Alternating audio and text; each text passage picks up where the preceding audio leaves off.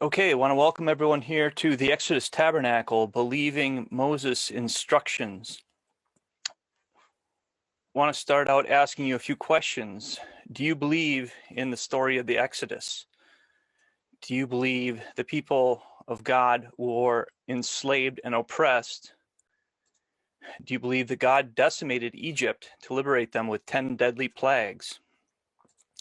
Do you believe that Israel was delivered from Egypt after he split the sea? Do you believe that God spoke to Moses and all of Israel at Mount Sinai? Do you believe that Moses received more than just 10 words? Do you believe that Israel received exact, useful, intelligent, and inspired plans to build God's dwelling place in their midst? Hopefully you believe that God's instructions were of divine caliber, because this is exactly what I believe. But I fear that we might interpret these instructions a little differently. This is how differently we probably interpret the instructions. On the left is tradition, of course, and on the right is exactly what I'm proposing. Why am I proposing this? Because I believe Moses' instructions. I believe them very literally. So we're basically going to be exploring some of those instructions today.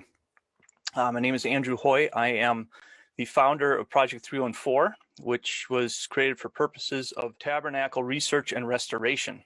Okay, to begin to understand why I believe the tabernacle needs to be researched and restored, you first have to come to understand the tabernacle as it's traditionally depicted or represented or perceived anyway, and I would argue grossly misrepresented.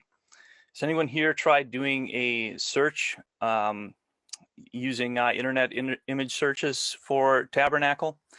Again, the tabernacle in Hebrew is Mishkan, and what we have here is a variation of ways that it's commonly depicted. Now, people don't argue too ferociously over whether it's a sloped roof or a flat roof. Most conventionally, they show the flat or slightly pitched. But this is one of the details, one of the many details that's revealed in so many ways in Scripture, and we have to flush all that out. So is the tabernacle just a bunch of useless ancient trivia? I think that's the impression that a lot of people have. Have the tabernacle interpretation differences ever resulted in any religious schisms over the course of history? You know, people argue about baptism and communion and election and that sort of thing.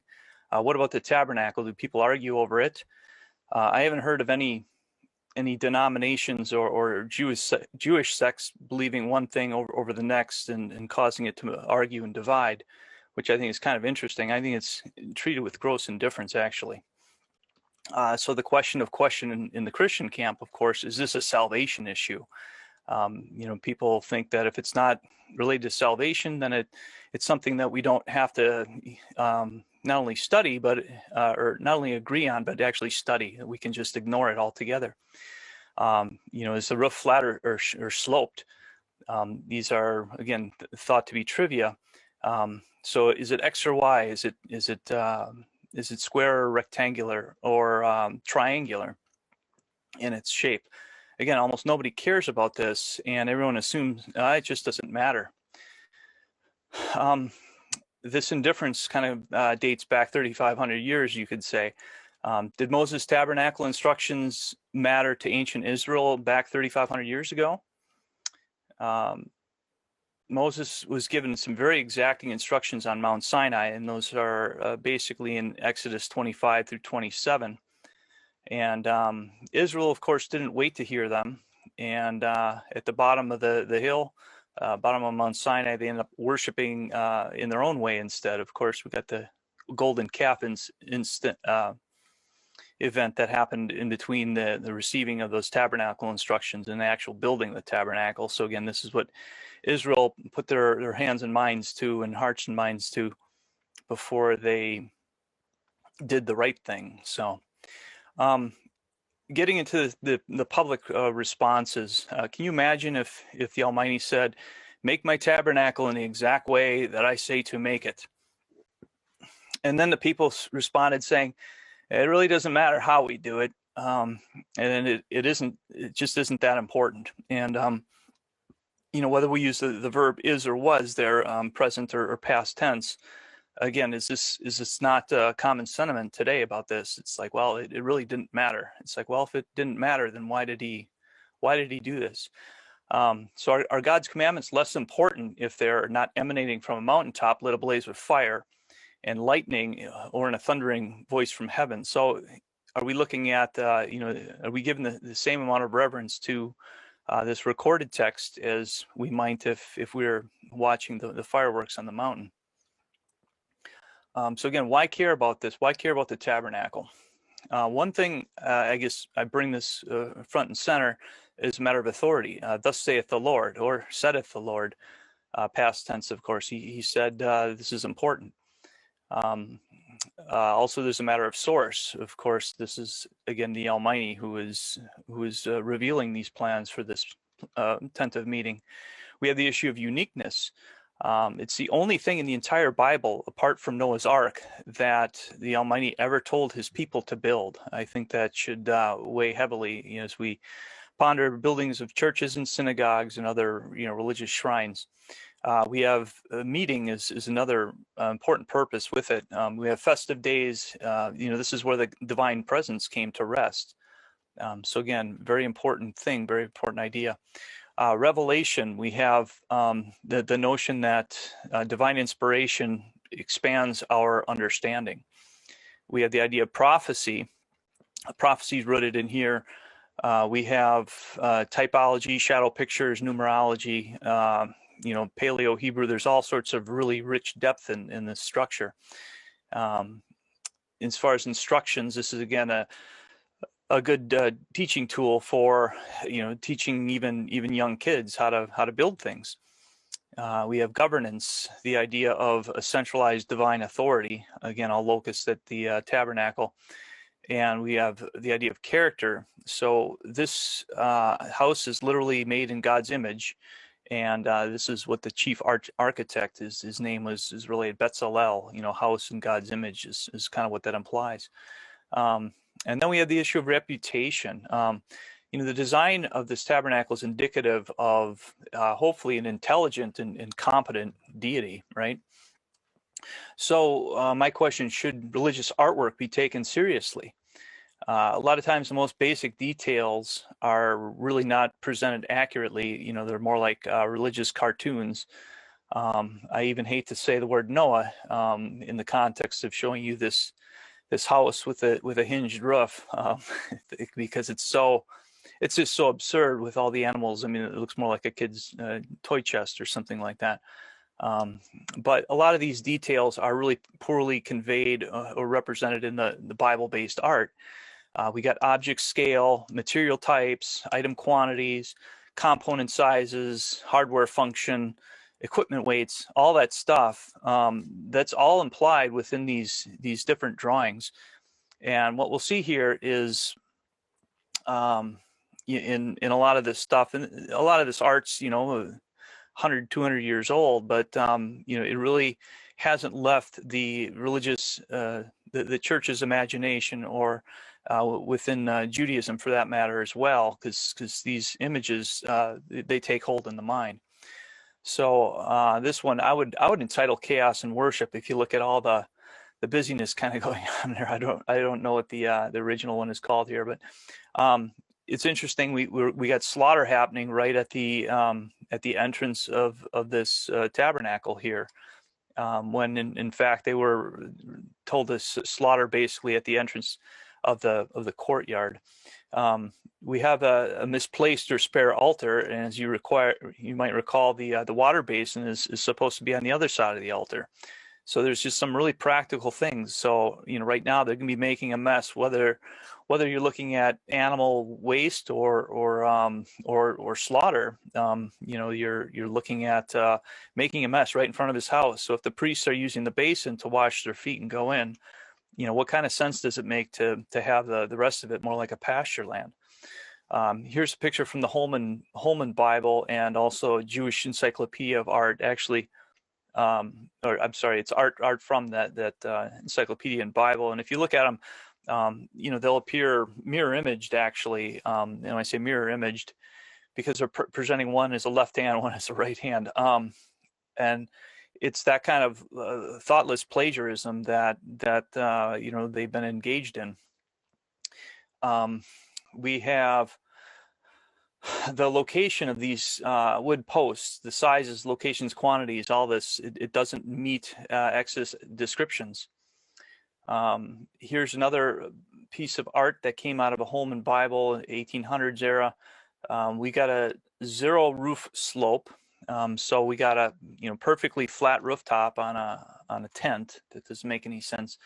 And of course, we got nearby, they add round tents, which I think is kind of comical. These are conical shaped, which I don't know what that speaks to, if the artist is laughing at us or just what there.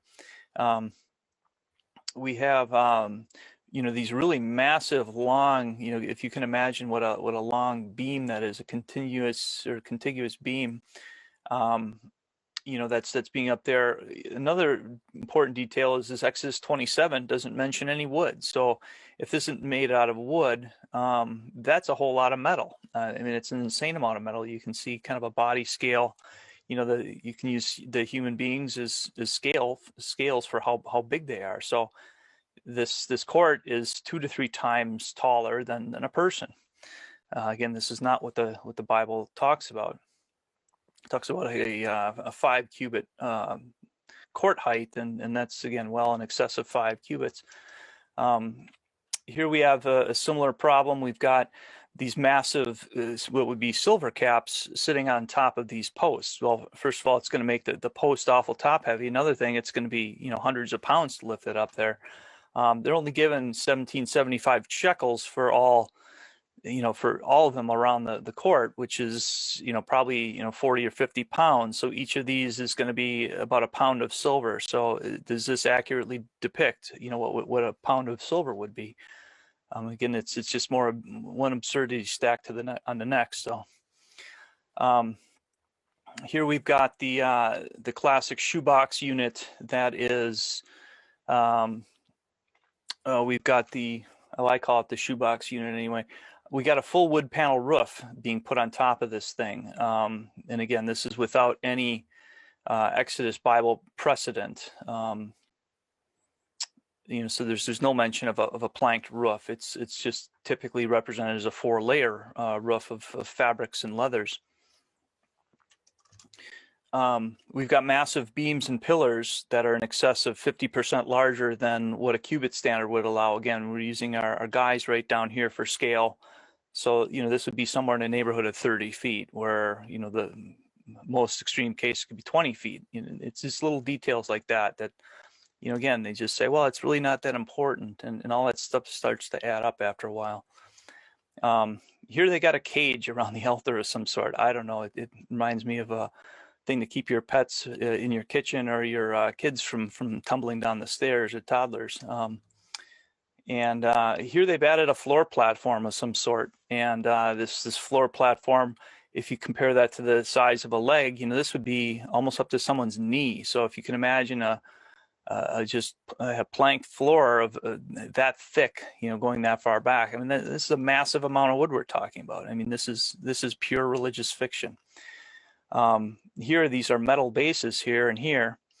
And so if you compare it to the size of a guy, again, you're looking at metal bases, probably close to 5 feet. These would be many, many tons, and you're only given, 75 pounds of metal for that. So this is based on a 36-inch cubit, which is, that again is a fictional cubit. Most people would say a cubit is 18 inches or 20, 21 inches, possibly up to 25, but no one would propose 36. But that's, if you take a look at the scaling, that's kind of really what they're calling for here. The courtyard here is disproportionately small. So on one hand, you got this thing set in super jumbo size, and then the courtyard around it is it's minuscule. I understand this drawing's in perspective, but It's just exaggerated beyond sanity. How does this translate in real life? We have a real life structural and stability problems. This is a German-built model. It's in Israel. It's in Timnah, Israel. I actually toured this in person. You can see there's like a ribbing on the sides of the ribbings on the sides of the outer layer. And what these ribs are made of is it's like a galvanized steel strut. I don't think Moses used galvanized steel struts that then are anchored into. They got this structure anchored into the ground. I don't know if the person there told me it was 8 feet deep or 6 feet deep or something pretty extreme, really. So. What else do we have here? We have they swap metal for wood and wood for metal. So in certain places they got bars running along the horizontal side of this that are metal, when in fact the scripture calls for wood. And again, they're using these bases. They make mock-ups out of wood instead of metal because the metal would just be absurdly heavy, and they know it. So what's the nature of this problem? Are religious people not smart, or are smart people not religious? I mean, where's this gap of intellect occurring between the reconciling the scriptures, or is this something we should be blaming the Almighty on? So, it's said that laughter is good for the soul, but when the secular world sees absurd religious artwork, are they more likely to laugh with you or at you? I think they're more likely to laugh at you. And then this translates, of course, to the Almighty, because when the secular world laughs at that which is religious, they're laughing at the Creator. Do unrealistic images not profane the sacred name? So I think that sacred place restoration is really synonymous with the sacred name restoration. I think the Hebrew bears that out. I'm not going to get into that right now, but hopefully another time on that. Our image of the tabernacle, God's dwelling place, I think should be further researched before it can be restored. But if we search the scriptures and the internet more extensively, I think we can arrive at something more accurate, more honest. So again, this idea of an intelligent designer, what strikes you as more intelligent? Actually, if you go to a Google search, you might find the Dome Tabernacle on one of the pages in the search engine. It's made its way down since its original debut and Breaking Israel News publication, but you probably will still find it there. And I guess hopefully if you guys can share all the the website stuff as much as you can, we want to keep that up higher on the level so people are able to get a different viewpoint of that. So again, if this is a house made in the image of the eternal God, then shouldn't the nature of that be resembling? I think with it being circular, it's another suggestion, really. So how does this compare to ancient dwellings? We've got nomadic tribes and different cultures of the world. How are they building over the course of history? We've got in the Pacific Islands, the Samoan Pacific Islanders are building sugar cane leaf fail-telly domes. We got the American Eskimo, of course, making a snow igloo dome. We have why a dome, round structures have always been balanced. They give you a perfect equilibrium. Bark-walled dome lodge is another way that the Native Americans built, apart from teepees, of course. Teepees being more conical, but they have the same idea. The earth lodges, also other Indian designs, adobes, and wigwams. All these different structures. So in Europe, we've got Nordic Laplanders building the round lavu and goati. Again, in this windy climate, you have the idea of round shapes. They're passing winds on the plains equally in all directions, instead of something that's flat like a billboard is going to want to get blown over. We got conical timber and earth, coastal crannog in the Scottish Isle. Again, the Nigerians are building round stick mud thatched roof huts. In Sri Lanka, we've got a religious structure here, the Buddhist stupa temple dome. We got the Mongolian yurt shrine. So present day, they're using these as Buddhist monasteries. Genghis Khan conquered, or said to have conquered, Asia in a yurt drawn by like 32 oxen or something like that. Round, of course, is defensible in all directions, and that's one reason a bird would build a nest that way. It's also even heat distribution, for something heating in the center. So, again, to this day, they're using yurts, and for good reason. Another word for yurt is ger. Ger is a Hebrew word for sojourner. And so we see, they're making these in accordion frames, so not really structurally stable, but they're very lightweight, making them ideal for sojourning.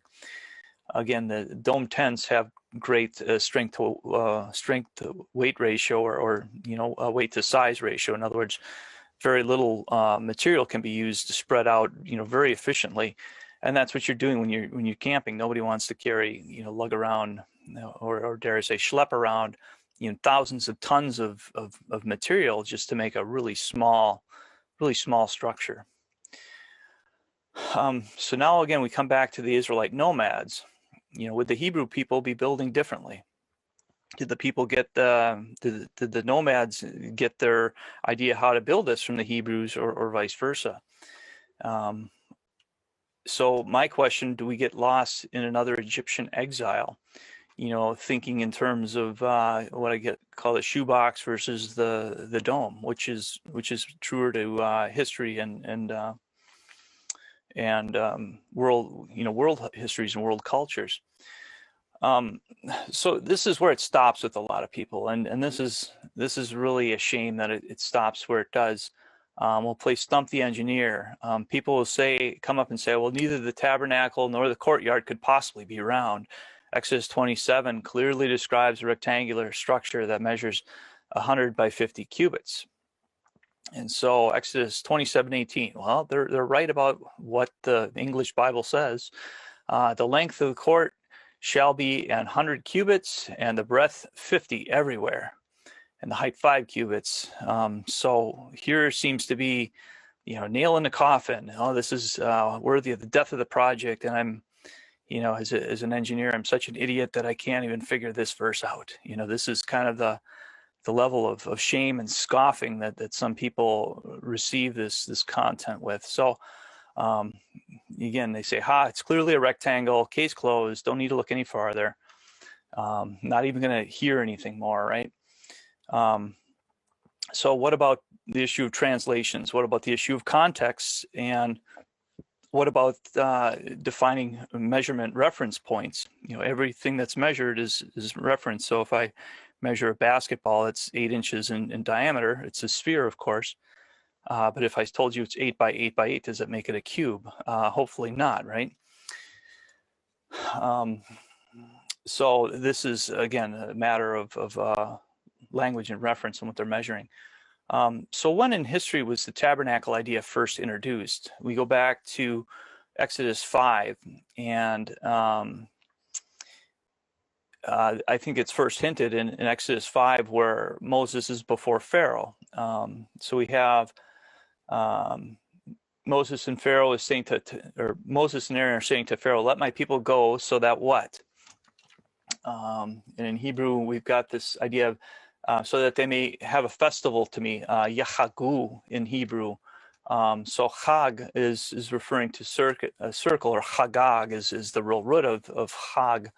And so when they say Chag Sameach, it's basically saying, happy holiday. But the holiday, again, ultimately referring to a circle or a circuit. So the idea of to march in a sacred procession, to observe a festival, but to move in a circle, that is part of the definition. So I think it's a little bit of a wink and a hint that we see back in Exodus 5. So what are your favorite scriptures to read? Everyone here like reading Bible genealogies? How about names in the Bible? That's probably another favorite. What about the census, or perhaps instructions on how to sacrifice? Nobody likes to read certain parts of the Bible, in all fairness, to be honest on this. And if you don't understand why you're reading parts of it, it's not always intuitive. But have you ever really tried to read the instructions, paying really careful to to these details? I'm assuming you guys have tried putting something together without paying attention to the instructions. You remember how that turned out, right? You get this IKEA furniture. It could be something simple, a bookshelf or a desk. You got a bag of parts, and it's like, well, you start matching things up, and you just go to town, only to realize it's like, oh, I guess I forgot step 3, and then you're on step 20. Then you got to go and disassemble the whole thing, because why? You didn't have the patience to, or the discipline to read the instructions first. So I'm guessing that just about everyone here listening can relate to that experience. So now we're looking at doing Exodus instruction time. Has anyone ever tried following the Exodus instructions for the tabernacle without the use of pre-existing visual aids? Most people probably not. And the first time I tried doing it, it was 7 years ago. So, I'd read the Bible over, a couple times, but I'd never thought of stopping and really digesting this in fullness. And there's a lot of people who might do once a year reads of the Bible, but once they start reading this content, their eyes just glaze over, or they stuck in the translation. I'm probably thinking it's the latter in a lot of cases, where it just doesn't seem to make sense, or it seems to be kind of shoddy instructions, to be honest, if you're not reading them correctly and literally. So if you ever try doing this with either drawing the things that are described in the Bible exactly how it says, or if you use physical props, it'll totally change your outcome of what you're trying to do. So we're gonna start here in Exodus 26. I'm gonna start in verse 7 actually.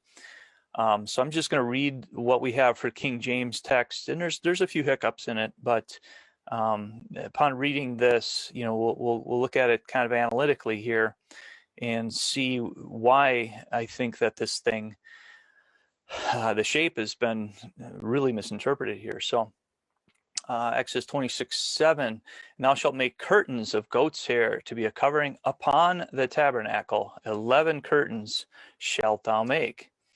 The length of one curtain shall be 30 cubits, and the breadth of one curtain 4 cubits. And the 11 curtains shall be of one measure. So again, all these the same size, measuring 30 by 4. So you got 11 of these things, right? And thou shalt couple 5 curtains by themselves and 6 curtains by themselves, and shall double the 6th curtain in the forefront of the tabernacle. So again, we've got this idea of a covering upon in the forefront, and so it must be folded in the forefront. And so what is this upon really referring to? Typically they might represent it all like this. If you got 5 curtains and 6 curtains, then they take the last one and they fold it in half at the forefront. So you can see that ends up making an assembly that's 30 wide by 42 long, and this is assumed to be the roof. And we continue on Exodus here. And thou shalt make 50 loops on the edge of the one curtain that is outmost in the coupling, and 50 loops in the edge of the curtain which coupleth the second. Okay, so all of these 11 sheets have loops on opposite sides of them. So again, this long and narrow sheet. So loops on each side, what for? And again, what side of the sheet maybe? So which edge is the outmost? This is again King James language. So we've got the word in Hebrew actually is katsah, which is cut edges. And so if we know how to do loom weaving, you would know which edges that they would cut, and that would be actually on the short edges of the curtain. But So next verse here, and thou shalt make 50 tacks of brass, and put the tacks into the loops, and couple the tent together, so that it may be one. Again, so why go through all this hassle making 11 curtains only to then join them all together as one? What's the benefit of uniting it all like that? Next verse 12, and the remnant that remaineth of the curtains of the tent, the half curtain that remaineth, shall hang over the backside of the tabernacle. So this is again Exodus 26:10 through 12. But so here we have a reference hanging over the backside, and before it was talking about the forefront in verse 9. So kind of what gives here. So this is what they typically will present. Then they'll say, loops on each of the edges. There's 50 loops, and then we join it all together. Again, this is using a long edge joint, and so this is what you're left with, this shape. So, how else could we do this? Well, if we consider doing it with the different joints, instead of using the long edge, using the short edge, which again is the cut edge, or you could argue from King James standpoint is the outermost edge. What you have then is a very different orientation and a very different assembly. So we have to ask the question, what if all the short edges were joined? Because you have to remember that these curtains are made with each of them the same, and we have 11 of them, and on each of the edges you've got loops on the edges. And so how does this all come together? If we look at the text again, it says to put a group of 5 and a group of 6, and then again folding the last unit at the forefront of the tabernacle. So we kind of have what looks like maybe 2 halves. And again, the only way to literally interpret the text, realizing that each of the curtains has loops on opposite sides to join the adjacent one. The only solution that can yield is a polygon or a circle. So again, we're bringing it together so that it may be one. So look at the dimensions of this, I guess, and this is something that caught my eye. There was, if each of these is 30 long and 4 tall, so you got 1, 2, 3, 4, 5, 6, 7, 8, 9, 10 times 30, so that's 300 cubits. And then I saw this next piece that you could fold in half, or that you were supposed to, you're directed to fold in half. So this is kind of where we're going. Well, it looks like it's a total of 315 cubits. Well, that's interesting, and that kind of got my brain spinning a little bit. But we also have another Hebrew detail here in Exodus 26:12. Curtains are to be installed over or around the tabernacle sides. Between over and around, you can use the same Hebrew prefix to describe either of those. So again, how it'll translates out, it's upon the top. Well, my shirt is upon my body. It doesn't make it elevation above my body, but rather just, again, up on. So we have this word upon in English, and we know in English even it has some variants. So what is this really, what are we talking about here? So if we look at verse 9, the 11th curtain is folded at the forefront of the tent, but the second half of the curtain is put in place at the latter or end of the process, not put at the back or the rear of the tent. So this is another language barrier problem where they're not realizing that the forefront of the tent, that the curtains are concluding at the latter portion. So it's basically talking about this last curtain being folded up in the forefront of the tent. So suddenly, again, what didn't make sense before, and you'll see inconsistency if you really want to study the shoebox traditional arrangements, you'll see them vary all over the map on how they present all that. There's nothing consistent about it. They like to take the position, it's like, well, all scholars, it's like the science is settled, all the scholars believe this. And it's like, well, no, not if you start paying attention to the details. So again, what is the length of this assembly? what are the other what other dimensional details are given? And this is maybe my favorite verse of the Bible by now. But so we have Exodus 26 verse 12 and 13 here. And a cubit on the one side and a cubit on the other side of that which remaineth in the length of the curtains of the tent. It shall hang over the sides of the tabernacle on this side and on that side to cover it. Okay, so it's describing as overhanging on the sides, or hanging over on the sides, and it's a cubit, you know, as far as total. So what we're talking about here is overlap. And so as you join all of these curtain ends together, you're going to have overlap at each of these points. You can't just butt them up next to each other so that they're touching. You actually have to overlap them, right? So now we take away 1 cubit for that, and suddenly look at our math. We take away that 1 cubit from 315 for our circumferential measure, and we're at what, 314. So when I saw this the first time, I mean, I chill go up my spine. I'm like, wow, this looks like the oldest, most accurate record of pi in human history, and in the plain text of the Bible. And from that, I'm like, I bet you this thing is round. And so I started studying from here. Let me see. So again, 314 is approximately equal to pi times 100. So again, pi being it's a ratio between a circle's circumference and its diameter. You know, the diameter being the length across, and the circumference being, you know, the length around it. So on every single circle, no matter how big or small it is, you know, if it's a circle in shape, you know, it'll be that ratio, the pi ratio.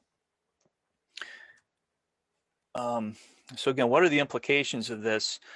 You know, once you start to see that you are into a certain thought paradigm in your arrangements and your layouts, you realize how, you know, influenced and dictated you are based on those minor details. So what happens when we follow the other Exodus instructions and think outside the box?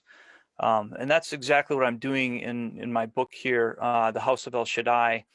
And I've got a second one underway, the enhanced guide to the Exodus Tabernacle, or exploring God's house. And again, looking at how the pi constant was instrumental in not only discovering it, but it's embedded in it, when I say a number of different ways, numerically speaking, etc. So we're going to roll over to my book now, and I'm going to be showing you, I guess, the first chapter of what is Exploring God's House, to show you when we start with Exodus now and begin with this. So I'm just going to go through that first chapter here today. Let me switch to a different view. Here we go. So, okay, where am I at? Oh, I'm a little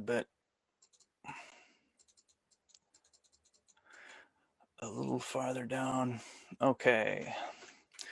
So if you guys have studied any Bible stuff, you'd have seen again what I call the shoebox model, and it's, I think, mystified a lot of people as far as why these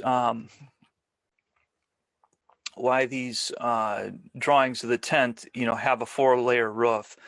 You know, and they're made with these big heavy beams on the side.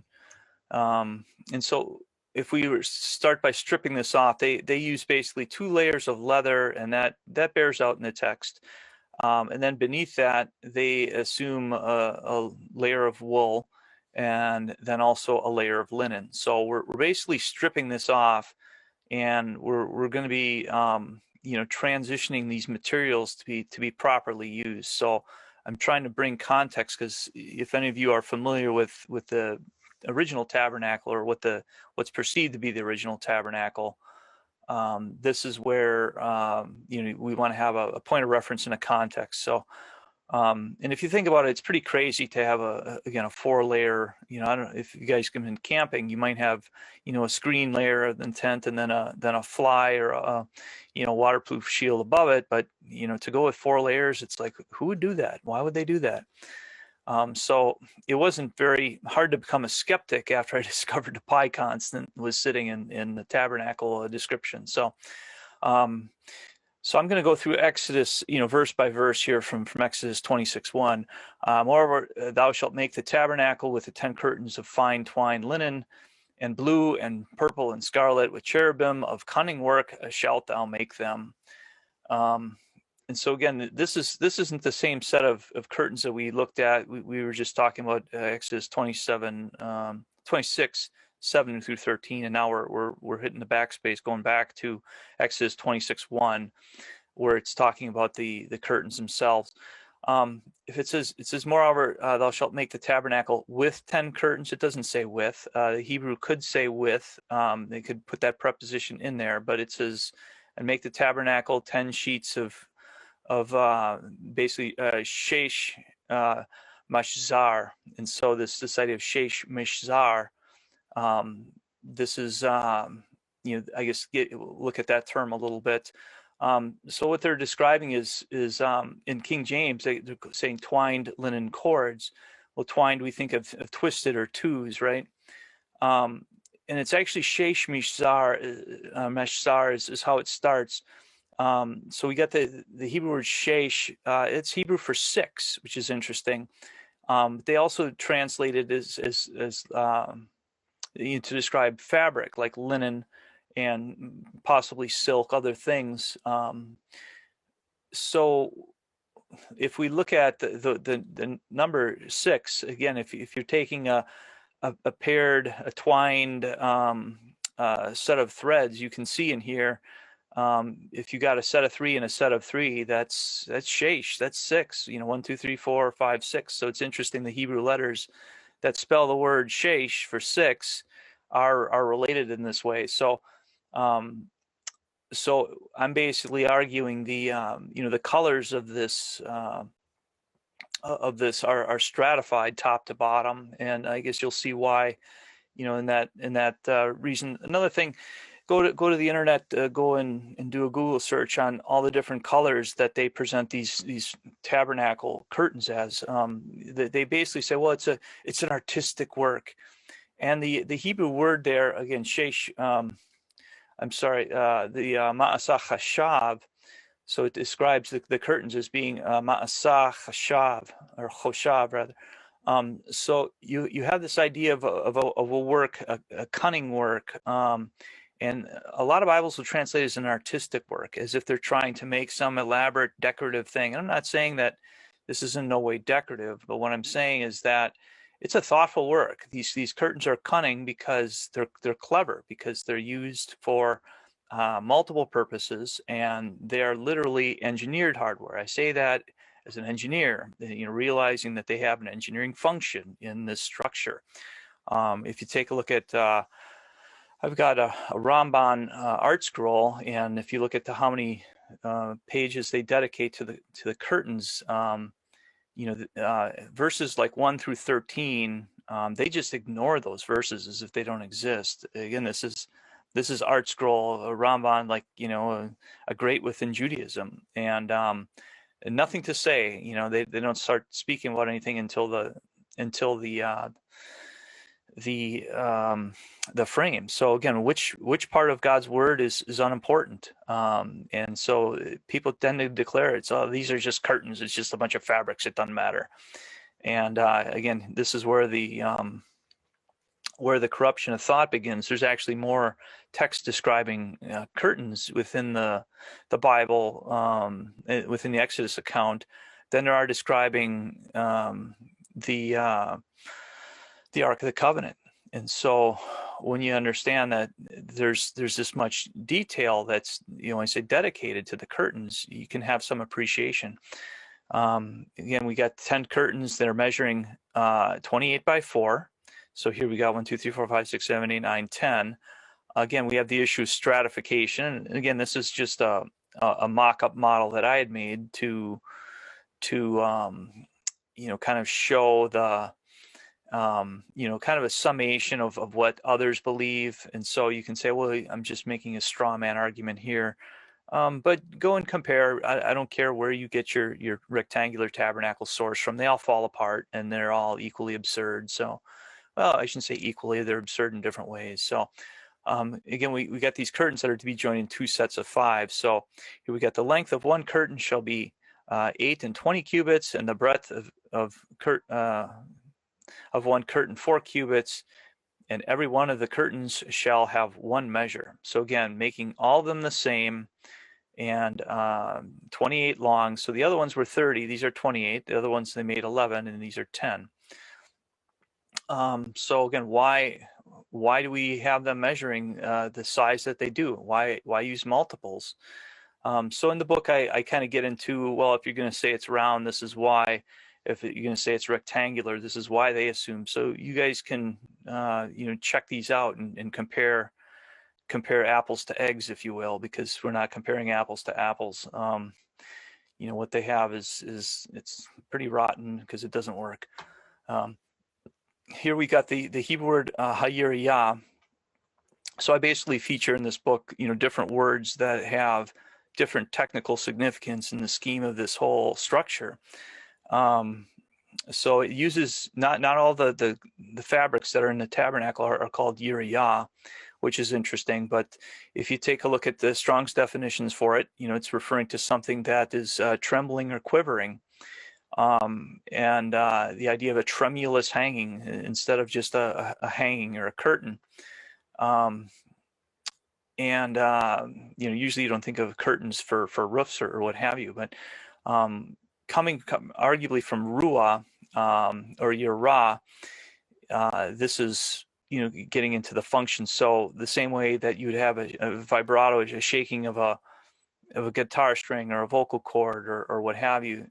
Here's a loom weaving guy who's basically weaving a curtain, but that as it's pulled, it's tension, and it would have the possibility to bounce, to flutter.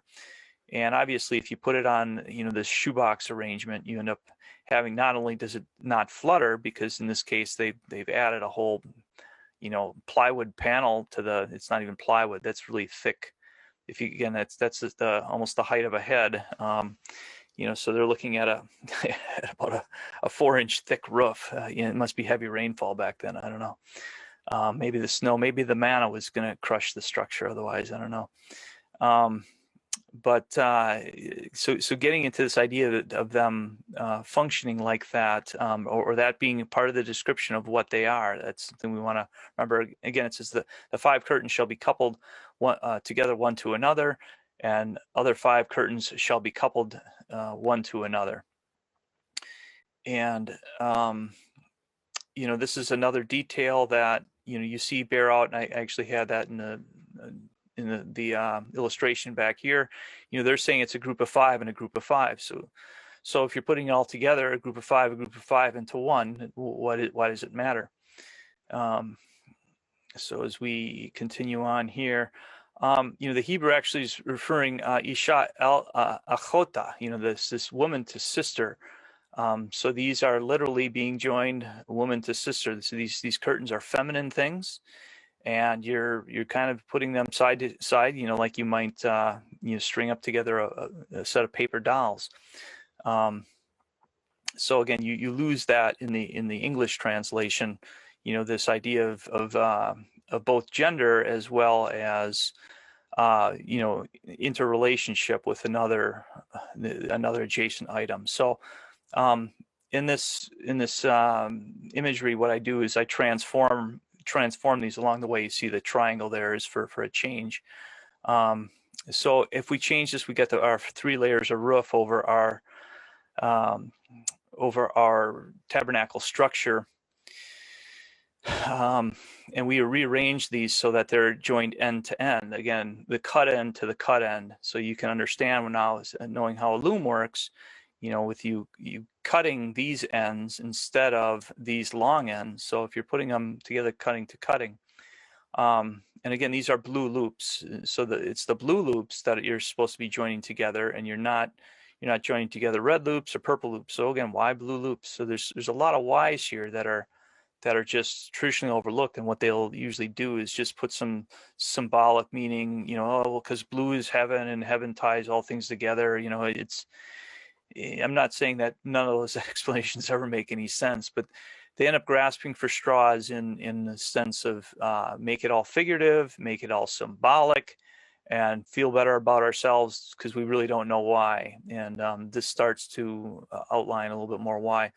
Exodus 26:4, and thou shalt make loops of blue upon the edge of the one curtain from this selvage in the coupling, and likewise shalt thou make in the uttermost edge of another curtain in the coupling of the second. So again, we're doing the same thing, taking the outermost edges and joining those together. And there's a little Hebrew nuance here again, where it's talking about to take the loops basically on or over safat, the hem, and then also basafat is so in the hem. And so we've got this idea of over the lip and in the lip. So if we look at the Hebrew, it's really referring to joining these together, in the lip and over the lip. And so when you understand that the loops are supposed to receive the loops, again, this is speaking to these being used in a structural capacity. Here we got Exodus 26:5. 50 loops thou shalt make in one curtain, and 50 loops shalt make in the edge of the curtain that is in the coupling of the second, that the loops may take hold of one another. So you're tying loops to loops. And why? Because we are making this a structural thing. And where are they at? They're in the termination of the curtain, or the cut. Lulot b'kaitza hayirya. In other words, the loops in the end of the curtain, or the trembling curtain, maybe I should say. So again, if our loom is pulling these in the lengthwise direction, we got in fabric they have what they call the warp and the weft, and the warp is the long direction, and the weft is the side to side weaving. And so you're not cutting along the side to side weaving, you are cutting on the warp to bring an end to that. And then after that, you are putting loops on there. So we know how thick of curtains that we need to make based on the thread count and all that. So we got 50 blue loops up at the top, and then you'd kind of use the same size and number between the purple and the red. Mikbilot, we have this is from kabel. The Hebrew word kabel is arguably cable, is where we get our English word cable from. So the idea of receiving, again, here you got besafat, and here we got al-safat. So this is the one that's inside the house, or the bet is also for house, and al, which is upon, upon or over. So upon the lip or over the lip, and then in the lip, or interior. So we got an interior and exterior loop. Exodus 26:6. Of course, I guess let me just hit pause for a second. We're still yet to get anything to connect these two, and so again, we're making this loops, these loops in a way where we can tie this together to secure it, but it's not final because we don't have anything solid yet to hang it on. And thou shalt make 50 tacks of gold, and couple the curtains together with the tacks, and it shall be one tabernacle. Again, this is where the word tabernacle or dwelling place is first used, and it's the tabernacle. The one tabernacle is the idea, the one that's all together, all in one piece. We're basically taking in our two sets of 5. And then we are joining them all together so that it is all one. It is all united. It's a united ring, one loop. So again, this gives you a reason of why you're making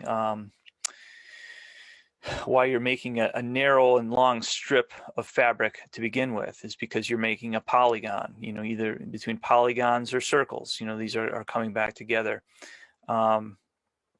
So let's see. I'm not going to, I guess, getting into the Hebrew word for notebook is machberet, and here you have chavarta, which is a very it's the same root basically. So they're joining these together like you would a notebook, and so that's what's going on with this here structure. So with that first set of curtains. So again, that's the first set of curtains, and then we have the second set, which I've already discussed. Thou shalt make curtains of goat's hair, be a covering upon the tabernacle. 11 curtains shalt thou make. So again, why use 11 wool curtains over 10 linen curtains? Again, we're looking at an increased size. You remember these are larger now. So we have Yuriot, Ozim, Le'ohel. So this Hebrew word for Ozim it's translated as like goat or goat hair, and then it's also referring to that which is strong. So these outer barrier curtains are actually strong because they'd be making them pretty thick, really. So it'd be like a wool barrier. They actually do use wool in the Middle East to make tents, desert nomad. But wool is used because it's good in weather resistance. So how does it look like when we're taking this off? So this is what they traditionally assume to be the second layer of the curtains, again installed over the tabernacle, where it's actually, they're omitting this idea of over the sides of the tabernacle. We got these grouped in a set of 5, and then also a set of 6. And oops, let me see here.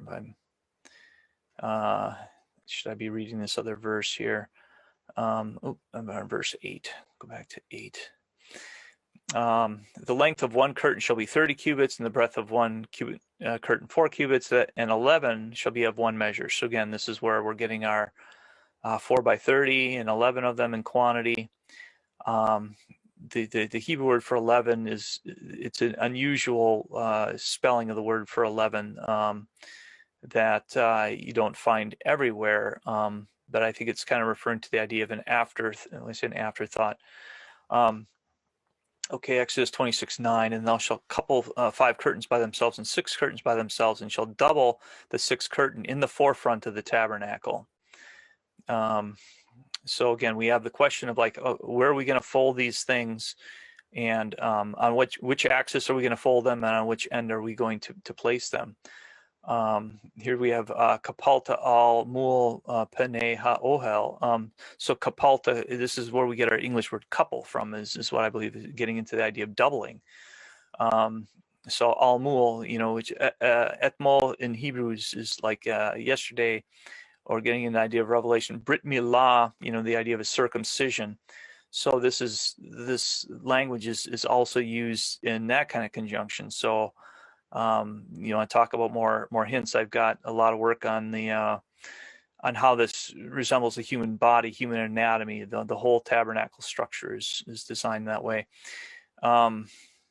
So again, we have the options of how are we going to make these, and so I'm basically unfolding them here because they're folding it in the wrong axis and putting it on the wrong end. And so if we got our 5 here and our 6 here, Exodus 26:10, and thou shalt make 50 loops on the edge of one curtain that is outmost in the coupling, 50 loops in the edge of the curtain which coupleth the second. So again, loops on both sides, and then our brass tacks, if you will, to basically make the final joint.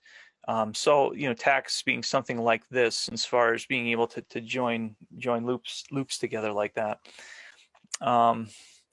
And so now you can see the relationship of these two curtain sets. So this is the first one. I refer to these as the decagon curtains. These are the Mishkan curtains, or the tabernacle curtains. And this is the outer portion of this. I believe it's ultimately it's referred to as the Ohel Moed in part, or this whole assembly. But this this is actually the curtains that will be used for the courtyard. You have to remember, apart from some button-like or pin-like connectors for the last joint, We don't have anything to hang these on yet because the frame hasn't been introduced. So the basically you're using these buttons to make your last joint, or arguably make a point of entrance, like a doorknob. There's a reason you put a doorknob onto a door, and the same reason you're making something here that you can handle and disassemble. And here again, and the remnant that remaineth of the tent, the half curtain that remaineth shall hang over the back side of the tabernacle. Again, this back side, it's achore is achar is in Hebrew is later or after. And as far as it being the back, I would take issue with them translating that as back. So here we have the idea of stretching the overlap. So again, this is a Hebrew phrase, sorech, which sounds an awful lot like storech, and there's another rich, ruach is kind of in there in a different place in the text, actually. But if we're stretching this overlap, to over the dwelling place, so the dwelling place is established by these 10 linen curtains, and then the wool is being stretched over the sides of the tabernacle. And here we go again with the Exodus 26:13, and the cubit on one side and the cubit on the other side of that which remaineth, and the tent of the curtains, it shall hang over the sides of the tabernacle on this side and on that side to cover it. So we're left again with these two possibilities on how we're joining. We're either going to be making all these long edge joints, which in this case we don't have anything to connect these outer edges to, because remember these curtains have loops on both edges for interconnecting to an adjacent one. So again, that demands a cylinder or polygon or circle. And if you do it on the short edge joints, which are the cut edges, which is consistent with loom weaving, and for what would give you a practical explanation for assembling these in these strips, these long and narrow strips, because otherwise there's no such reason. So again, the math all works out where you've got a final circumference of pi. Now remember earlier I said how the scoffers like to bring up, it's the courtyard's 100 long. Yes, it's 100 long. So we recall with the nominal diameter on a structure or a item that's measures 314 in circumference, right? The diameter of that's going to be what? 100. And so as we're putting these things over the sides, and alt sadi, the tabernacle, this word sadi in Hebrew, that is referring to the side. And so what do these look like when they're assembled? You got it. It's all sadi over the side of the 10 linen curtains. Again, different perimeters. I guess the last thing with the leather, it's interesting. Then the leather, there's no dimensions given, and the reason there's no dimensions given is because it would be hard to measure that with the tan skin. So that's kind of like a crash course through this first chapter. I know there's a lot of detail in this, and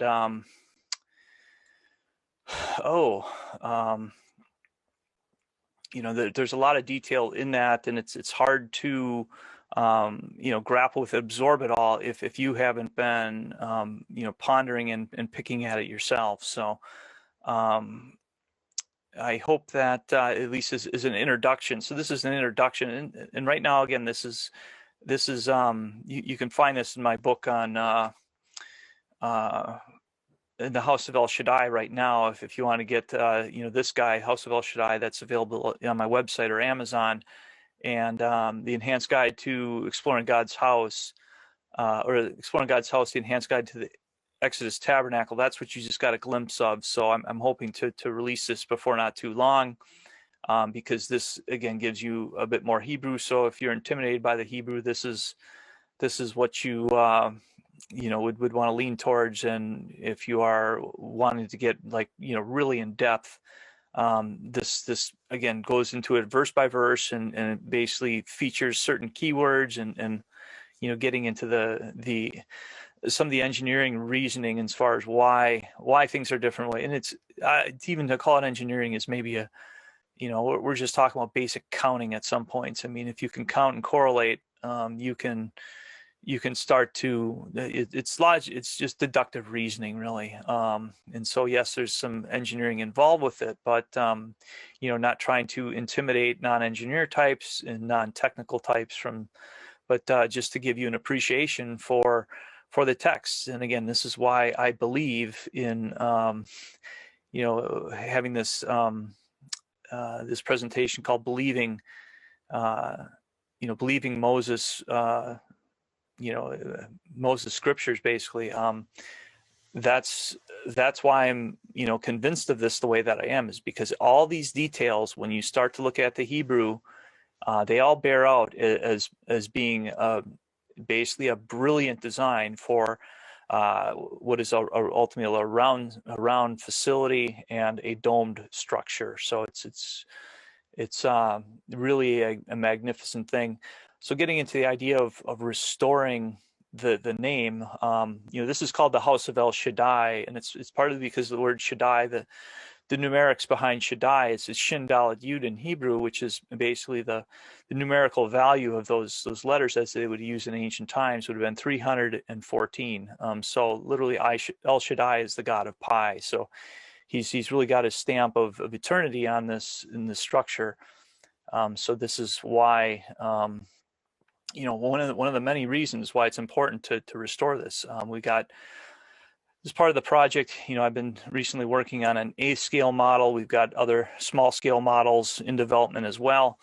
Hoping to make these available at the consumer level, so that people can do a hands-on. If you have a Sunday school, Bible school, whatever, maybe a Saturday, Bible fellowship type thing. Jewish or Christian. I mean, this isn't really intended to, favor one side or the other on this content. It's just to show the raw, the raw power of the text and the literal, sensibility of it all. So, with that, I think I'm going to turn it over to questions, a Q&A session. All right, I've got a question on the curtains. Mm-hmm. The instructions say that each curtain has loops on two edges. Opposite edges have loops. You said the right? east curtain? Well, each curtain has loops each on opposite edges. Yes. And all the curtains are to be connected together by the loops. Yes. So it doesn't say there's some curtains that won't be connected to anything. Exactly. It says all the curtains are connected to each other. But in the shoebox model, you've got a whole bunch of curtains hanging in the dirt with loops that aren't connected to anything, right? Absolutely. Well, they do them. There's a number of different ways. Let me switch back into the PowerPoint here, because you can start to see the, it's a mess on the fabrics. I mean, as far as dragging in the dirt, and you can see it in real life. How this stuff all wears, and it is very subject to, when I say just fouling, it's there it is. So come on, there we go. Can you see that now? So they've changed this over the course of time. This is the, I'm going to just get rid of that. There we go. Over the course of time, they've changed this. They had this laying, like fabric overlaying there, where you could see where it was like literally kind of laying and brushing in and against the sand. But normally they assume it's just one big panel with the fabric just hanging on, just draping over the exterior of vertical wood panels. That is their convention in that, and it does make a mess on the bottom. Obviously after it rains, we don't want to wick all that up, but the stuff, because it's blowing in the wind all the time, it's just like rubbing on the ground. So right. So, but even so, these curtains, the edges aren't connected to the other curtains. Right, not right. connected. So if you're only looking at connecting these curtain to curtain, and there's another image that I had of this in the presentation here. So if you see in this image here, you're in theory joining curtain to curtain with loops, right? Or you're tying them together kind of. And what you're doing is you are not only leaving the back ends open, but you're not necessarily having any other means of connecting it to a structure. So now that you've gone through all this effort to make long, narrow strips of curtains that are now, essentially joined together by the loops, what then? If how then do you attach the whole thing? And this is why you see such variance on these different models. Let me go back to one of the models here. Here's case in point. This guy, it's just again drape, drape, drape, drape. So if it's just nothing but loose and draped, is the wind going to catch that? Is it going to pick it up and pull it over? Or if it's not cinched down, there's no securing mechanism inferred based in their on their application of this a lot. Here's another, you can see a little bit of it draping over. Here's more draping over. So they always have these like really loose, limp looking curtains. Again, as opposed to like pulled taut, where it's something that can better flutter or quiver.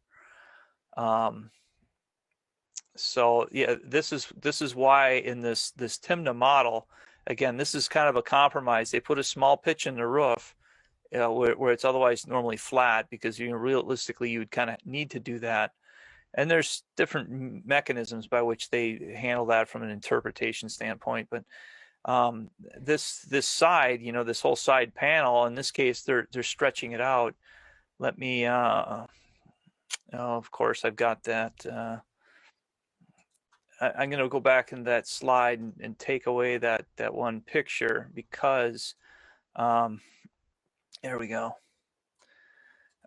You can see that edge a little bit better now, hopefully. But so as far as having it all cinched down with ropes, this is kind of what they're doing. And again, this, you can see where the steel is coming down to meet the ground. And normally they just kind of imply that this is tied to the side. That other Holman, how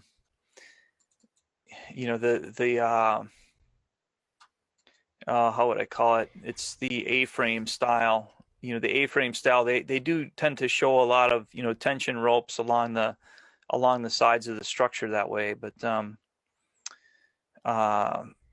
with this Timna version, you can see them attempting to do it practically, and they kind of do. But if it's all laid over, and let me get my if it's all laid over the ropes or what have you, so here you can see the wind on the ribs.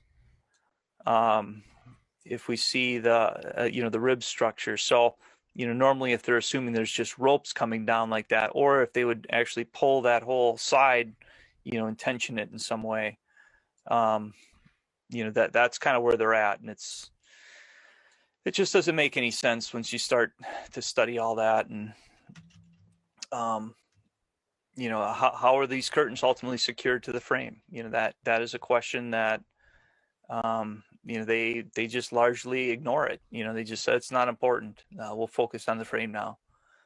Right. Plus, wouldn't on the other side of that, the back side, wouldn't there be a bunch of extra material folded up and laying on the ground? Yeah, that ends up getting kind of really messy too. If you look at their, I'm trying to think of what I have for showing that detail. Let's see what the browser can bring up here.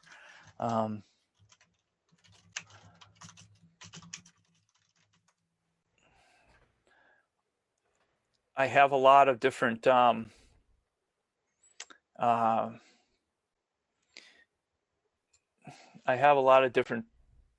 images captured in my computer at some point, but here's Google image search Exodus Tabernacle curtains, and again, you can see this 4-layer absurdity. You can see all the color variation that I was mentioning before. And then on the back of this, kind of like you're alluding to, and I could probably even try typing in backside, as far as how it's it's almost like gift wrapping, right? There's just no way to wrap paper over a box without some folds. Backside. So will anyone have any detail on these folds? So again, here's this kind of hybrid arrangement, which is you're pulling down the stuff towards the ground, but here they got this laying loose and limp, and depending upon how much over the back side, they have different ways that they describe that over the back side of the tabernacle thing. I can't I don't see an image right off the top of my head here, but yeah, the way it would fold in or drape, it would kind of be bunching up. There's Project 314 stuff at Jeff's site. Well, when I look at the dome model, it appears that would have natural convection and therefore ventilation throughout the structure.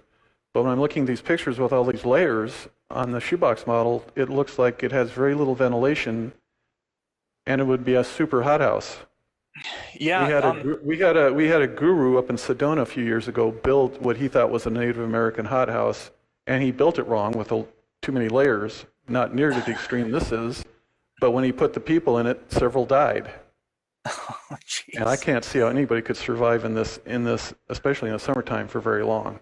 Well, I can tell you how they survive in this one. They have an air conditioning unit sitting in the back.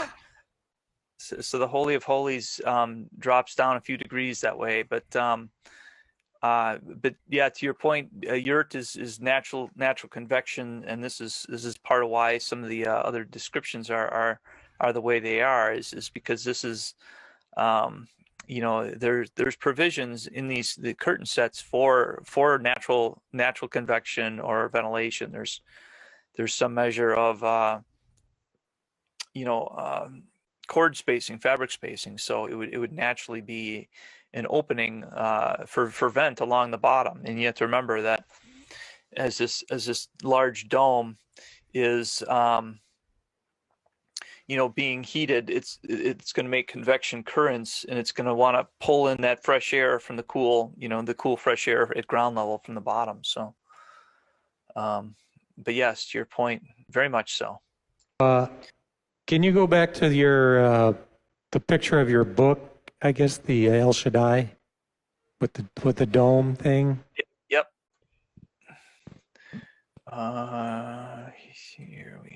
Well, I can bring up this one. I was just wondering if that is that whole thing.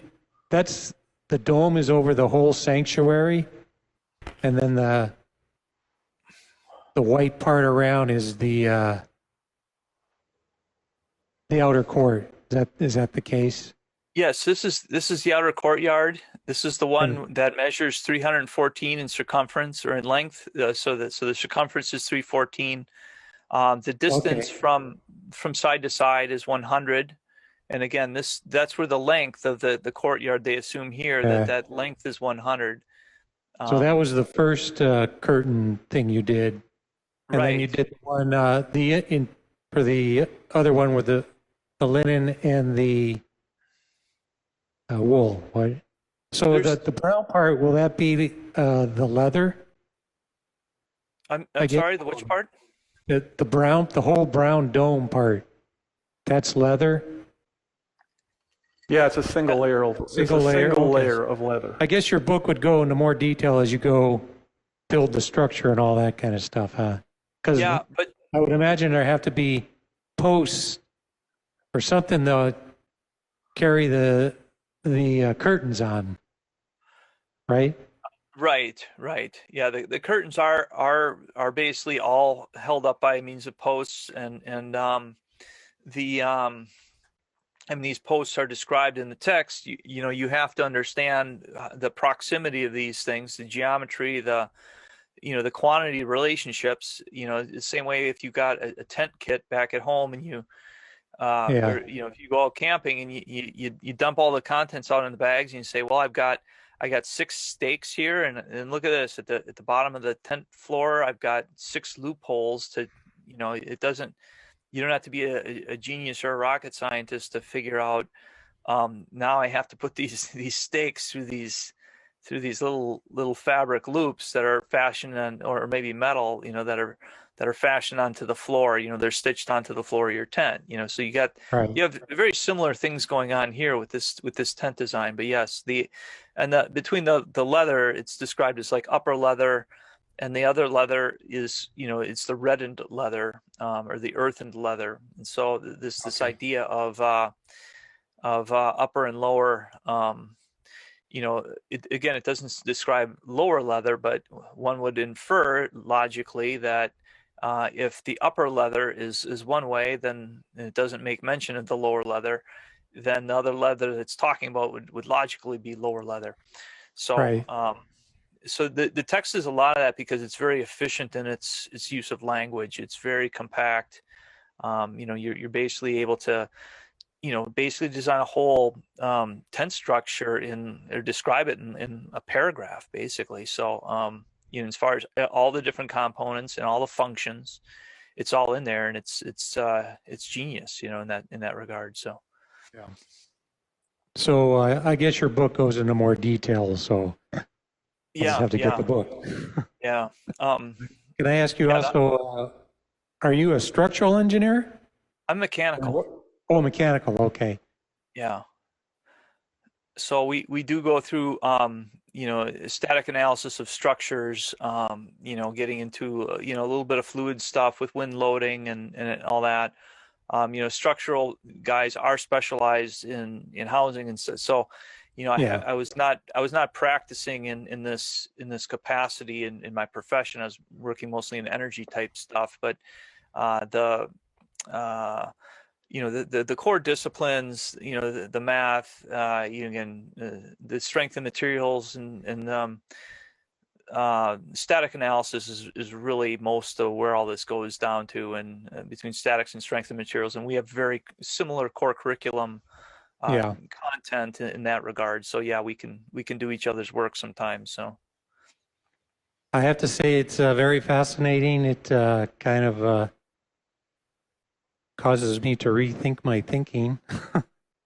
So, and it does make sense, really, when you really think about it. So, thank you very much. yeah, sure thing. Yeah,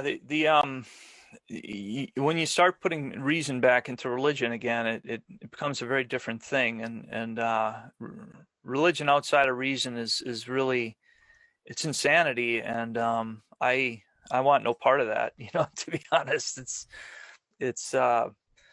there's times where we have to be, have faith in things that we don't understand, and faith in the commandments in that regard. But you also, the idea that commandments exist in a construct or paradigm apart from apart from reason, to me, the idea is appalling and absurd. So I believe that all commandments are for reasons, and sometimes we just have to think a little harder to deduce what these reasons are. So,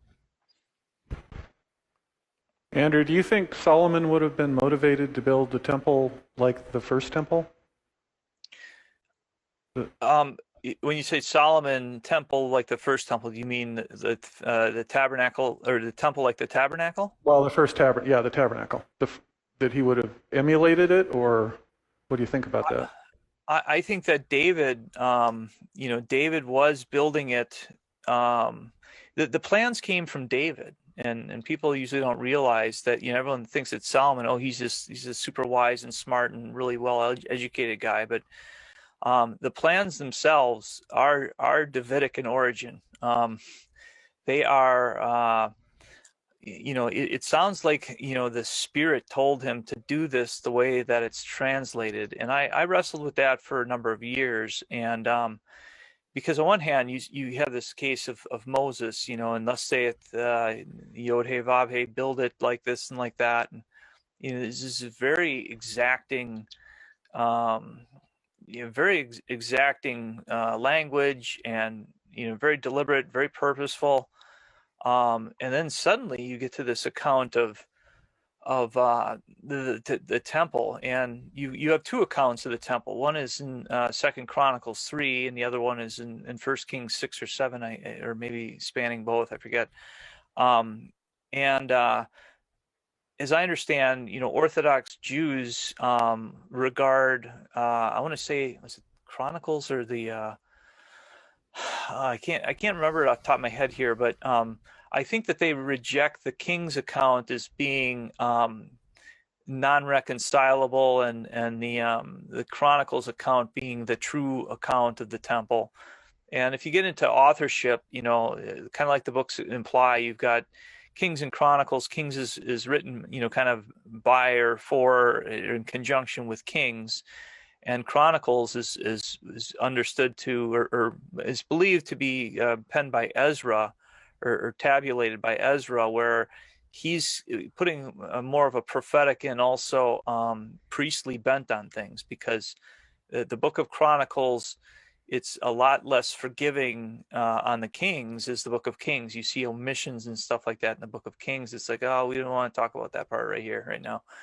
And so between Kings and Chronicles, there are those differences, but they're very different accounts. It's as if two people are giving you two different surveys, and so they have a hard time reconciling them. And I think that both of them can be reconciled. I think that this is the key to doing it, because I think that they would have been building in accordance with the same pattern. And the text that is in Chronicles, talking about David, how he had the plans that the Spirit put into his mind, or something like that. To me, it sounds more like this plan from David was more a matter of what David had by the Spirit deduced from the texts. So that's a quite the contrast in mode of divine divine revelation. If we were to infer things from the texts, we can do it, and arguably we can do it often and successfully and frequently, and it can make sense. But just because someone reads the text doesn't mean they understand it. And I'm not saying David didn't understand it, but what I'm saying is that there's a far cry from that and raw revelation, where it's like, thus saith the Lord, and all I'm doing is repeating exactly what he told me. There's that level of prophetic revelation, and I don't, from that description in the way that it's read out in English, it's like he was doing everything that the Spirit had put in his mind, or in his heart, or whichever, I forget. But this notion that this is divinely inspired in this way, that and this is really going to the heart of the matter. The text is talking about, David's like, oh, I want to build you a house, and then Nathan the prophet's like, okay, yeah, go and do it, because the Almighty's with you. And then like the next day or shortly thereafter, he comes back to David and says, or wait, are you the one to build a house for me? I will build a house for you. So this narrative, it switches. It says, when did I ever say to my, the people, or to the guy who's shepherding my people Israel, I want you to build me a tent of cedar. I've been living in a tent, quite contently. Thank you very much. That's the sentiment out of the text. And so I think there's a little bit of a conflict of interest when people say that, oh, it was Solomon who was supposed to build it, and he was pleased with Solomon doing that. When the plans came from David, the money came from David. We're talking about the equivalent of hundreds of billions of dollars in gold, in silver, and taxes of adjacent nations that funded that first temple. I mean, it's something ridiculous. Like in today's dollars, that kind of gold and silver could have. I figured it out. It's enough to buy everyone in the 5 least populous states in the union to buy them a new home. of all the families, or it's another way to put it is between one or two. I think it was you could build 2 NFL stadiums in every state of the union with the same money that David got for, had laid aside for the temple. And so that temple was very expensive. And part of this narrative on oh, now I'm going to change my mind. I told you that I wanted to live in a tent, and now I guess I just changed my mind. Now I'm happy with this temple in Jerusalem instead.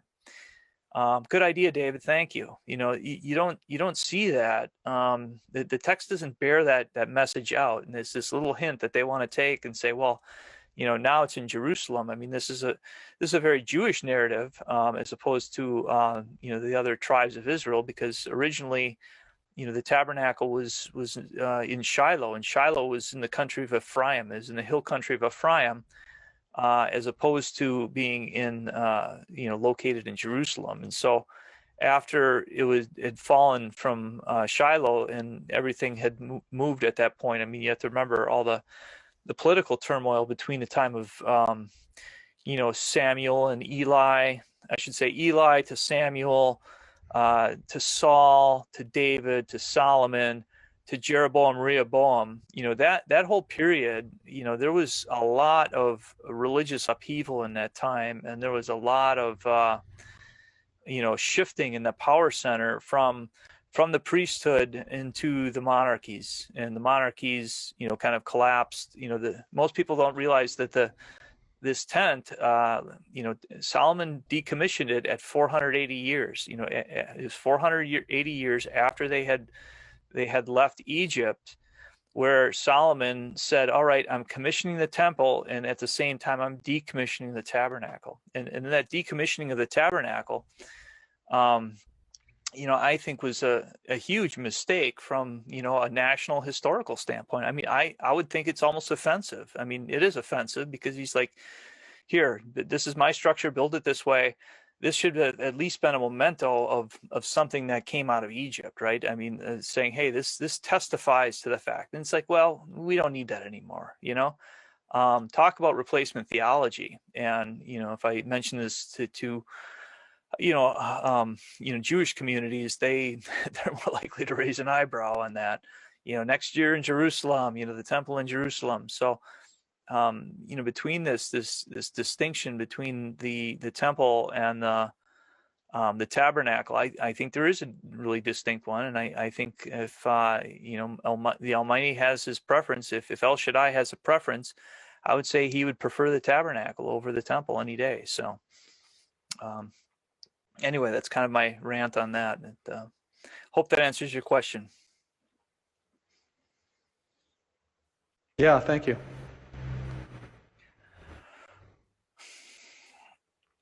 Any other questions here? Oh, we just had a question on the size of the dome temple. I guess that's the Holy of Holies, right? As opposed to, or not the Holy of, just the whole structure just seems so much larger than the traditional structures, and the just a lot more fabric, I guess. It's mostly leather. There's mostly leather, yeah. Yeah.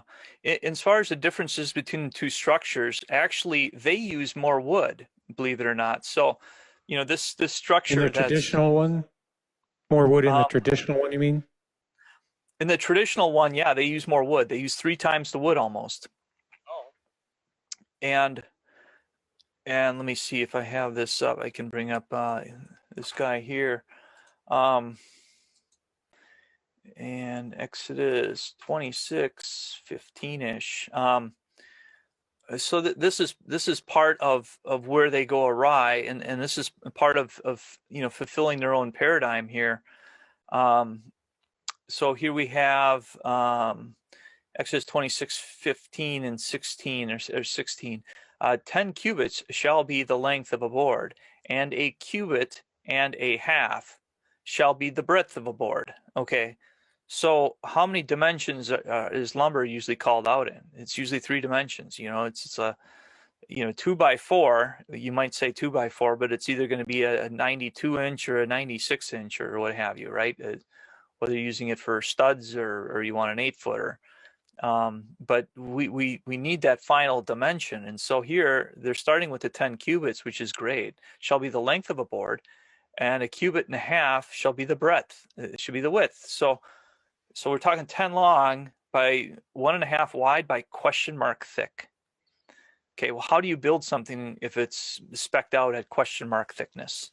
You can't. You have to have a reason behind that. And so what they do here is, rather than realizing it's a cubit, a cubit and half the cubit, rather than seeing it as a three-dimensional thing, they're basically translating this as two-dimensional. And that what it does is it increases the overall width of the board, which is only supposed to be, 1 in one dimension and 1/2 in the other. So we're looking at a plank that is 10, and I deal with this in my books too. So it's 10 by 1/2.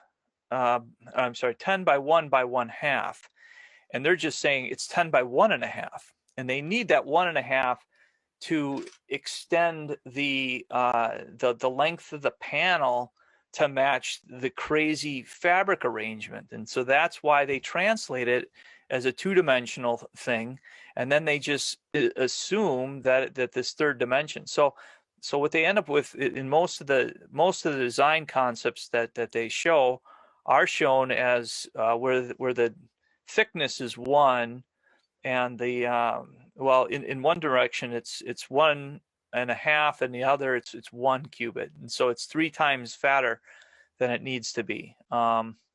And so the dome is actually, as far as ton for ton, it's a lot less. And if you start looking at, the only thing that you're using a whole lot more of is leather, but other than that, so you use more leather.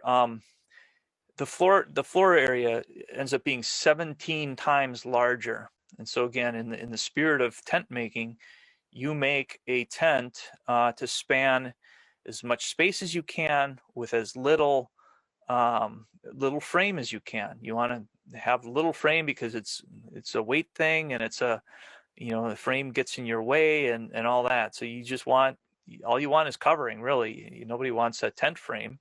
Tent frame by itself is kind of useless. But and so this is why it's so absurd from an engineering standpoint, because no culture in the world has done that. And you can say, well, Israel's special, and Israel's got, if the Almighty wanted it that way, then he could have made it that way. It's like, really, you want to have him have his people hauling around all this stuff and for what? To have a thick wood wall with a fabric roof? What kind of sense is that? There's no sense in that. Yet that's what they propose that we accept. So 2 questions. So you're saying that the fabric on the dome or the leather is a lot more than what was called for in the instructions? No, there is no dimension given for the leather. That's Exodus 26 verse 14. You'll find that, and there is literally zero. Here, I'll bring that in. There is literally 0 dimension called out on 26:14. And thou shalt make a covering for the tent of ram skins dyed red, and a covering above of badger skins. And so again, azur is the tachshim. That is an animal in question, but it doesn't change the fact we're given no dimensions here, and we're given 2 types of leather. So we've got the reddened leather, which is lower, and then the covering above, which is again the azur, the arot azur. I'm sorry, arot tachshim. The other question I have is no size given there. So the Ezekiel temple, is it misunderstood too, or what are your thoughts on the Ezekiel temple? There is a guy who's they say he's a Christophiladelphian. Let me let's see.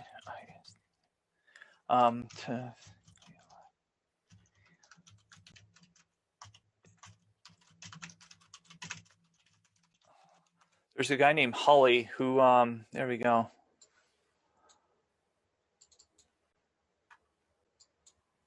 there's a religion called Christophiladelphians, and they floated around. I think there's still a few today, but 100 or 200 years ago, there's a guy named Hully, and this is his depiction of the temple, and the reason he made it round is because of one word, and that word is Saviv. And this word Saviv, we can actually find this in Exodus 27 as well. And so, why he did this with only, he came to this perception only with this, and didn't apply his line of thinking backwards a little bit. Where is Saviv here? Saviv right there. All the pillars round about the court. So right there, the King James people even should be a little content with me here when it says roundabout. So I would agree with roundabout. Saviv, and look at how Saviv is spelled. Samik bet yud bet. So what do you have with there? You have the samik, which is a circle, or it's represented as a tack sometimes. And this is what you'd use to point a peg into the ground if you're going to ascribe a compass around it. And then you've got the bet and the bet. What are the bets? So it's two houses, or in this case, two half houses. Well, which you'll start to see once you understand that the pattern. This whole thing is called out in two houses and two half houses. So, I think that this tabernacle is literally the fulfillment of Ezekiel's two-house prophecy. When it talks about bringing together Ephraim and Judah together, into one thing. So there's a beam in this structure that runs contiguously, from end to end, from the south half to the north half. So you got the south half of the house, the north half of the house, and through there is a contiguous piece. It's one stick when the whole house is standing up together the way it's supposed to be. And so you see this amazing two-house of Israel prophecy, and two houses reunited into one. When you start to look at that, again, the Ezekiel passage, and it talks about what seems to be when the Mishkan is restored to the land. It sounds like it's again reinstalled in the hill countries of Israel. So, what verse is that in Exodus there? Well, I'm looking right now in Exodus 27:17, Saviv.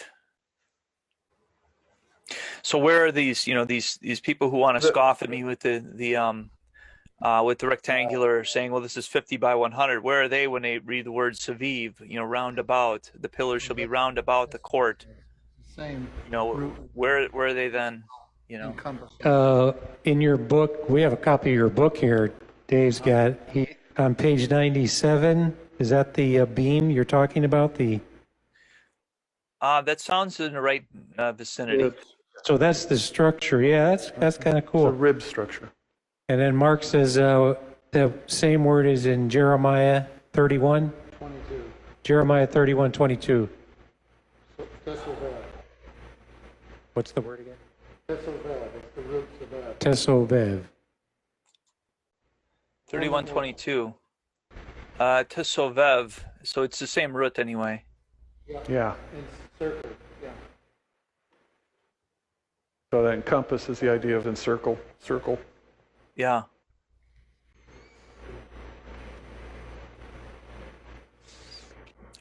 That's not boxy language.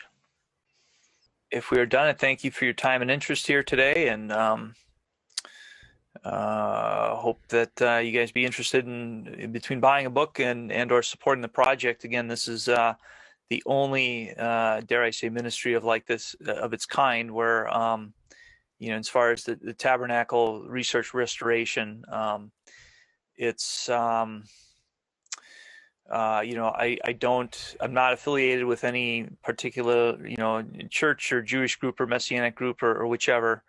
Have a number of people who are working in various capacities So, more volunteers are good to have on board. But, physical support is the word for it is fungible, in that it's more flexible.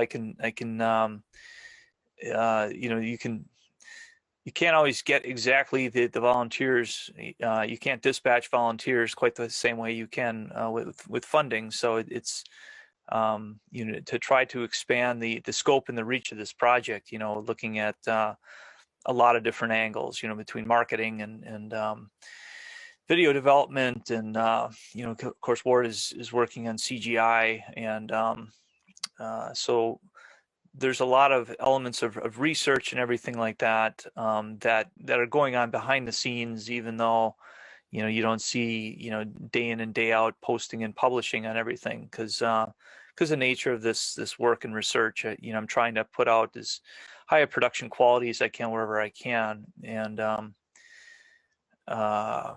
so that's another, the project can only be as great as, well, the Almighty wants to make it, of course, but with us as well, if we're seeing something and not saying something, then we're kind of, we can be implicated in guilt in these things, I guess, sometimes, and so I've felt obviously very compelled once I made this discovery of its roundness to just take it to, I don't want to say the bitter end. I think the end is going to be sweet, and I think that making physical models is part of the testimony that needs to happen. The same way that the Ark Encounter folks make a full-size ark. It's like, well, why would you do that? And I kind of have joked in the past that they spent $100 million on a boat that won't float for a flood that won't happen. But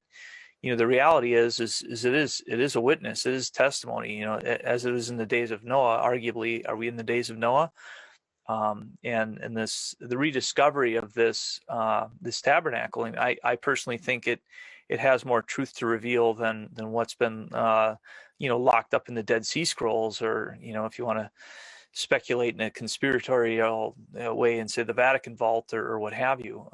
There is a lot here as far as revelation, and first of all, people don't want to study the Peshat because they say, well, why does this matter? This doesn't matter because it's all done away with. And it's like, well, if that's how we're going to handle divine writ, saying it doesn't matter because now is now and then was then, I think that's pretty short-sighted, and so I'm hoping that to get as many people on board, trying to further the reach of the project and the scope of what we can build and do. Again, the more volunteers, the more funding, the better production and the better revelation, the better reach, etc. So obviously Israel, when they were returned from Babylon, they had the option. They were bankrolled to build the temple. They had the money, and they took the